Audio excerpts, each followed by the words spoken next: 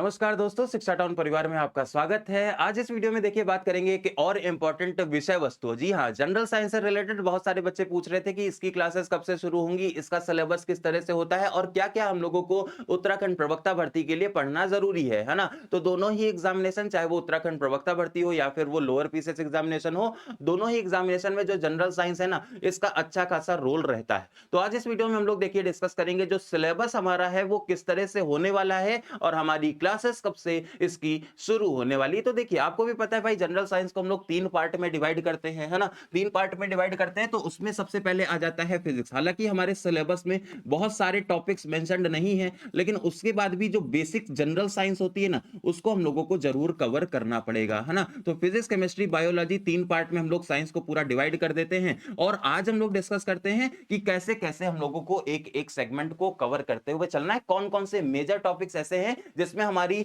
मतलब एग्जाम की तैयारी भी हो जाए और बहुत ज्यादा डीप हम लोगों को साइंटिस्ट नहीं बनना है। मेन चीज ये रखना है आपको याद कि बहुत ज्यादा डीप में नहीं जाना है ना? क्योंकि 7-8 नंबर का आएगा, 7-8 नंबर के हिसाब से ही इसको वैल्यू देनी है। बहुत सारी अगर वैल्यू देने लगेंगे तो मामला गड़बड़ हो जाएगा, है ना? तो देखिए क्या होता है इसमें, सबसे पहले देखिए भौतिकी वाले पार्ट को हम लोग डिस्कस करेंगे। तो भाई जो शुरुआत होती है ना, वो फिजिक्स से होती है। जो हमारी क्लासेस भी शुरू होंगी वो फिजिक्स से शुरुआत होगी। अब देखिए ये जो फिजिक्स से शुरुआत होगी ना, यहां पर सबसे पहला पॉइंट ये आता है, सबसे पहले आपको मेजरमेंट करना सीखना होता है। क्या होता है? आपको सबसे पहले मेजरमेंट, पूरा जो सिलेबस है आपस में इंटर रिलेटेड फॉर्मेट में आपके साथ में शेयर किया जाएगा। इसकी क्लासेस जल्द ही, जैसे ही मॉडर्न हिस्ट्री वाला सेगमेंट खत्म हो जाएगा, वैसे ही साइंस की क्लासेस एप्लीकेशन पर स्टार्ट हो जाएंगी आपके स्क्रीनिंग बैच में, ठीक है? उसके अलावा देखिए जो यूनिट्स एंड मेजरमेंट वाला जो पार्ट है ना, यूनिट्स एंड मेजरमेंट में आपको बेसिकली ये पता होना चाहिए कि कौन सी यूनिट को किस तरह से मेजर किया जाता है ना? अब मेजरमेंट के दो तरीके हैं। एक तो हमारा यूनिट के फॉर्म में मेजरमेंट होता है ना? इकाइयों के फॉर्म में मेजरमेंट होता है और एक होता है हमारा डायमेंशन के फॉर्म में, है ना? डायमेंशन के फॉर्म में मेजरमेंट होता है। दोनों ही तरीके के जो मेजरमेंट्स होते हैं उनको आपको पढ़ना होता है इस टॉपिक में। इसके अलावा इंटर कन्वर्जन भी, है ना? मीटर को सेंटीमीटर में, किलोमीटर को मीटर में, इस तरह के इंटर कन्वर्जन भी आपको थोड़ा सा उसका एक आइडिया होना चाहिए, ताकि मान लीजिए कोई ऐसी यूनिट आती है जैसे न्यूटन है, न्यूटन को कन्वर्ट हम लोग सीजीएस में जब करते हैं तो उसे डाइन कहा जाता है ना? इसी तरह से जो एनर्जी होती है उसको जूल में हम लोग कैलकुलेट कर रहे हैं। इसके अलावा भी बहुत सारी ऐसी यूनिट्स होती हैं जिसमें एनर्जी को हम लोग देखते हैं, इसको हम लोग कवर करते हैं ना? तो इस आधार पर एक इंटर कन्वर्जन भी आपको पता होना चाहिए। यूनिट्स के आधार पर उनका मेजरमेंट भी करना आपको आना चाहिए। यूनिट को हम लोग दो प्रकार से निकाल सकते हैं, एक यूनिट के माध्यम से, एक उसके डायमेंशन के माध्यम से, है ना? और दोनों को ही निकालना हमें हर एक यूनिट के लिए आसान रखना होगा। एकदम एक स्पष्ट समझ इसके बारे में आपके पास में होनी चाहिए, ठीक है? अब देखिए उसके बाद में जो आता है वो आता है मोशन और गति, है ना? मोशन और फोर्स जो है, मोशन, अब भाई बताइए मतलब आपने क्या किया, आपने चलना सीख लिया है, आपने मेजरमेंट सीख लिया है। अब वो जो मेजरमेंट है वो किस तरह का जो मोशन आप कर रहे हैं वो किस तरह का मोशन है ना? क्या वो रेक्टिलिनियर, क्या आप एक लाइन में चल रहे हैं या फिर आप गोल गोल घूम रहे हैं या फिर आप स्पाइरल तरीके से चल रहे हैं, है ना? तो मतलब या फिर आप इंक्लाइंड सरफेस पे चलते चले जा रहे हैं, है ना? तो हर प्रकार के मोशंस होते हैं, उन मोशंस को हम लोगों को पढ़ना होता है। उनसे रिलेटेड क्या क्या फीडबैक्स हो सकते हैं, उनसे रिलेटेड बहुत सारी इक्वेशंस भी होती हैं। इक्वेशंस ऑफ मोशंस को भी हम लोगों को इसमें पढ़ना होता है ना? जब बॉडी रेस्ट पर है उसके बाद में बॉडी कुछ देर में कुछ एक वेलोसिटी को अटेन करती है तो उसमें एक्सेलरेशन क्या हो रहा है, तो वो मोशन यहाँ पर पढ़ना होता है। यहाँ पर आपको बेसिकली डिस्टेंस, डिस्प्लेसमेंट, इसके अलावा स्पीड, वेलोसिटी, एक्सेलरेशन, है ना? और उसके बाद में ये सारे प्रकरण, रिटार्डेशन, ये सारी चीजें यहाँ पर, ये सारे टॉपिक्स आपको मोशन वाले पार्ट में पढ़ने होते हैं। उसके बाद में इसी का काउंटर पार्ट आता है फोर्स। अब मोशन हो रहा है तो किसी ना किसी फोर्स के मदद से ही होता है ना? तो उन फोर्सेस को यहाँ पर आपको पढ़ना होता है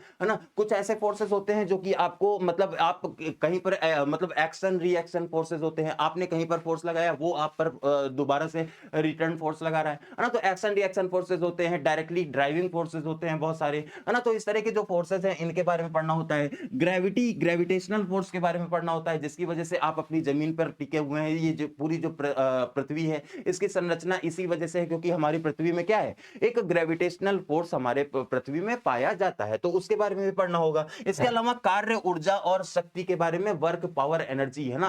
बहुत इंपॉर्टेंट सेगमेंट है। अब जैसे आप फोर्स लगा रहे हैं तो कोई ना कोई काम भी तो कर रहे होंगे ना, आपकी एनर्जी भी तो लग रही होगी ना, आप कोई ना कोई पावर भी तो जनरेट कर रहे होंगे ना। तो वर्क, एनर्जी, पावर तीनों ही आपस में रिलेटेड हैं। इन तीनों के बारे में आपको पढ़ना होगा, जो कि सिंपली बेस्ड किस पे होते हैं, फोर्स पर ही बेस्ड होते हैं। इसके बाद में आता है ध्वनि। अब देखिए, हम आपसे कुछ कह रहे हैं, आप उस चीज को सुन पा रहे हैं। कैसे सुन पा रहे हैं? कुछ वाइब्रेशन ऑफ पार्टिकल्स ही तो हो रहा है ना। हम यहाँ से कुछ कह रहे हैं, वो वाइब्रेशन ऑफ पार्टिकल्स आप तक पहुंच रहा है ना। अब उसका मीडियम दूसरा हो सकता है, जैसे हम लोग इलेक्ट्रॉनिक मीडियम के माध्यम से जुड़े हुए हैं, लेकिन क्या है, वही जो सिग्नल्स है वही तो आप तक पहुंच रहे हैं, साउंड के सिग्नल्स ही आप तक पहुंच रहे हैं। मान लीजिए केवल हम मुंह चलाते रहे, है ना, तो आप तक हमारी बात पहुंच पाएगी क्या? नहीं पहुंच पाएगी। तो वाइब्रेशन ऑफ पार्टिकल जरूरी है, और उसी को क्या कहते हैं? साउंड कहते हैं। साउंड के तरंगों के प्रकारों के बारे में पढ़ना होगा, ध्वनि के प्रसार के बारे में पढ़ना होगा, और परावर्तन भी होता है साउंड में, उसके भी बारे में हम लोगों को पढ़ना होगा। अब ये चीज लाइट के केस में भी होती है ना। जैसे लाइट आपको दिख रहा है, अब आप सोचिए, जब हमारी क्लास में बीच में लाइट चली जाती है तो क्या होता है? कुछ भी दिख नहीं रहा। अब लाइट तो जरूरी ही है ना, तो लाइट में क्या क्या होता है? रिफ्लेक्शन, रिफ्रैक्शन होता है ना।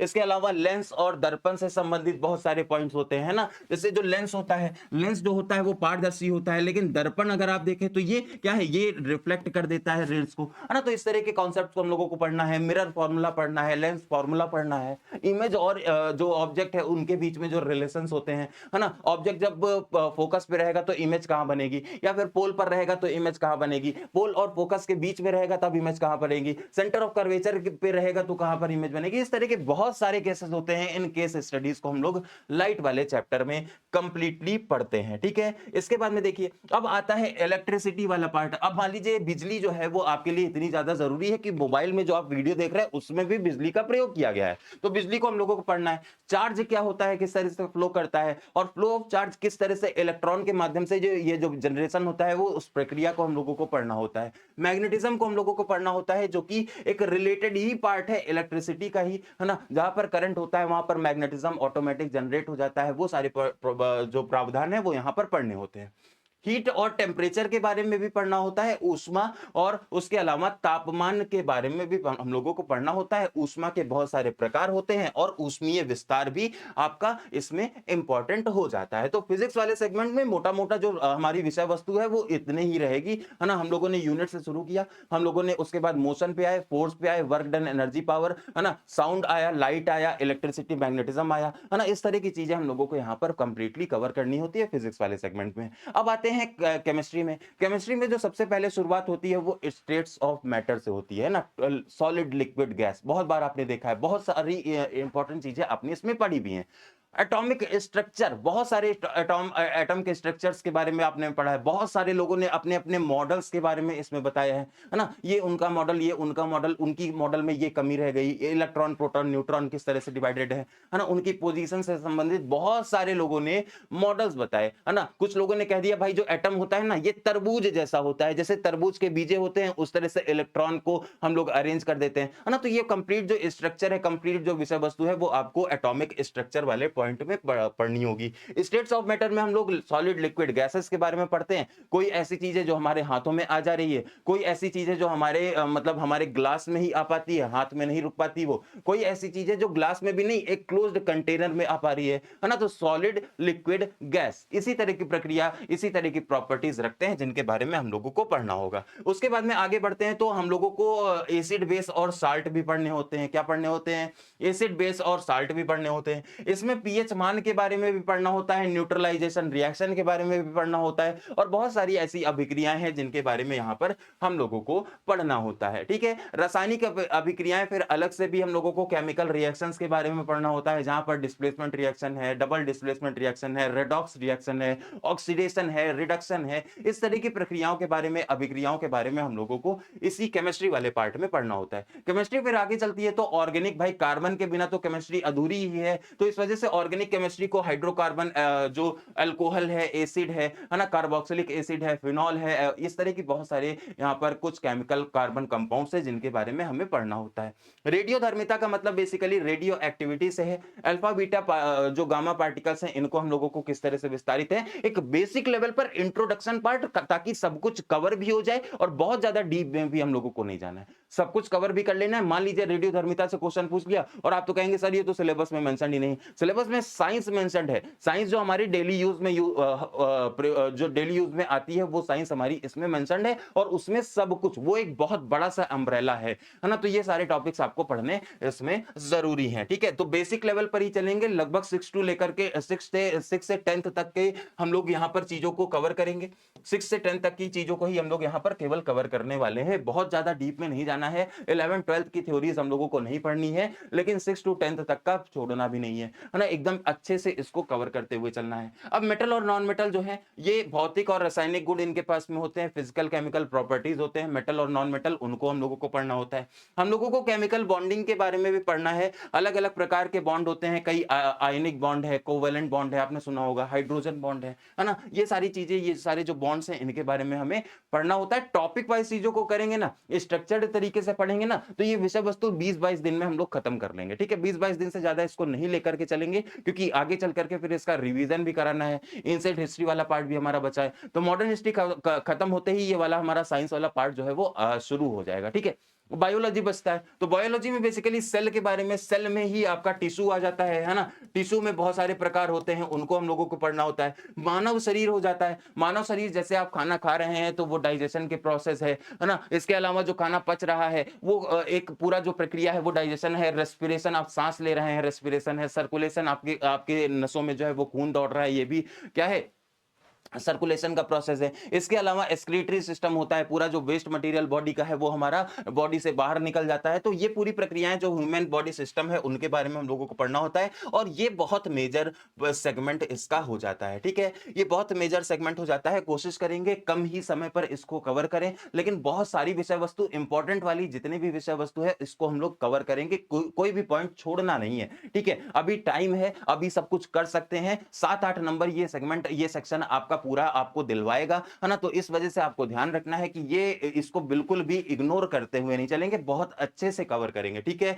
जेनेटिक्स के बारे में जो हमारा, आपको भी पता है भाई, जो फादर हैं उनके कैरेक्टर अपने उसके बेटे में दिखाई पड़ते हैं, तो वो जेनेटिक्स है, जीन की प्रोसेस के माध्यम से होता है ना। इकोलॉजी इन्वायरमेंट, ये वाला पार्ट जो है वो हम लोग ज्योग्राफी में भी पढ़ते हैं, यहां पर भी पढ़ेंगे। डिसीजेस है, रोग वाला जो सेगमेंट है ये भी हम लोगों को पढ़ना होता है, ठीक है। रोग वाला जो सेगमेंट है उसको भी हम लोगों को पढ़ना है। तो ये कंप्लीट एक विषय वस्तु है साइंस की, जिसमें हम लोगों ने फिजिक्स, केमिस्ट्री, बायो से संबंधित जो सबसे ज्यादा इंपॉर्टेंट वाले टॉपिक्स थे उनको हम लोगों ने यहां पर पूरी तरह से उसका फॉर्मेट बना लिया है। इनकी क्लासेस जल्दी ही आपको एप्लीकेशन पर स्टार्ट हो जाएंगी। इसके अलावा अगर आपको किसी भी प्रकार की जानकारी चाहिए तो उसके लिए ये हमारा व्हाट्सएप नंबर है, आप इस पे कांटेक्ट कर सकते हैं किसी भी बैच से रिलेटेड, है ना। और साइंस विषय वस्तु में आपको ध्यान रखना है, बहुत ज्यादा डीप आप नहीं जाएंगे, लेकिन बहुत ऐसा भी नहीं होना चाहिए कि आपको सारे टॉपिक्स भी क्लियर ना हो। अगर कोई पॉइंट आ गया, अगर आपसे पूछ लिया कि कोवेलेंट बॉन्ड में किस तरह की संरचना होती है, अगर आपको ये चीज नहीं पता है तो फिर वो दिक्कत करेगा। तो बेसिक आपको नॉलेज रखनी है, उसके साथ में बहुत स्पेसिफिक नहीं जाएंगे। सिलेबस हमारे एग्जाम के हिसाब से जितना जरूरी है उसी को हम लोग यहां पर कवर करने वाले हैं। तो लोअर पीसेस में भी पूछा जाता है, प्रवक्ता भर्ती में भी पूछा जाता है, दोनों ही एग्जामिनेशन को हम लोग यहां पर, एग्जामिनेशन की विषय वस्तु को हम लोग यहां पर कवर करने वाले हैं, ठीक है। इसके अलावा शिक्षा टाउन एप्लीकेशन पर आप जुड़ना चाहते हैं तो जुड़ जाएं। यहाँ पर स्क्रीनिंग बैच भी चल रहा है, आपका लोअर पीसीएस का बैच भी चल रहा है, नागरिक शास्त्र का भी बैच चल रहा है, एनसीईआरटी का एक बैच आपके लिए जनरेट कर दिया गया है, जहां पर एनसीईआरटी के इंपॉर्टेंट शॉर्ट नोट्स यहां पर आपके लिए अपलोड कर दिए गए हैं। आप इसको भी देख सकते हैं, बहुत ही नॉमिनल फीस यहां पर रखी गई है ना, बहुत ही नॉमिनल फीस यहां पर आपके लिए रखी गई है। नागरिक शास्त्र का जो पूरा कंप्लीट जो थ्योरी है ना, पूरा जो कंप्लीट बैच है उसकी क्लासेस चल रही हैं, 11 बजे इसकी डेली क्लासेस होती हैं। नागरिक शास्त्र से संबंधित किसी भी प्रकार का अगर इंफॉर्मेशन की जरूरत है तो आप हमारे पर्सनल व्हाट्सएप नंबर पर भी कांटेक्ट कर सकते हैं। किसी भी बैच के बारे में कोई भी जानकारी चाहिए तो आप हमारे साथ में जरूर जुड़े। और लगातार बच्चे इसमें देखिए एनरोल हो ही रहे हैं, किसी भी प्रकार से यहाँ पर बच्चे जो है वो काफी ज्यादा संतुष्ट भी हैं, आप उनसे भी फीडबैक ले सकते हैं, हमारे व्हाट्सएप ग्रुप के माध्यम से भी, है ना। और किसी भी प्रकार की अगर इंफॉर्मेशन चाहिए हमारे साथ में जरूर कम्युनिकेट करें। आज के इस वीडियो में इतना ही। जनरल साइंस की तैयारी जल्द ही, इसकी क्लासेस जल्द ही आपको हमारे बैचेस में दिखाई पड़ेगी, हमारे स्क्रीनिंग बैच में और लोअर पीसेस बैचेस में इसकी क्लासेस जल्द ही आपको दिखाई पड़ेगी। और किसी भी प्रकार की अगर इंफॉर्मेशन चाहिए तो उसके लिए कमेंट सेक्शन आपके लिए अवेलेबल है, आप लोग वहां पर कमेंट करके अपनी राय दे सकते हैं। आज के इस वीडियो में इतना ही। जय हिंद।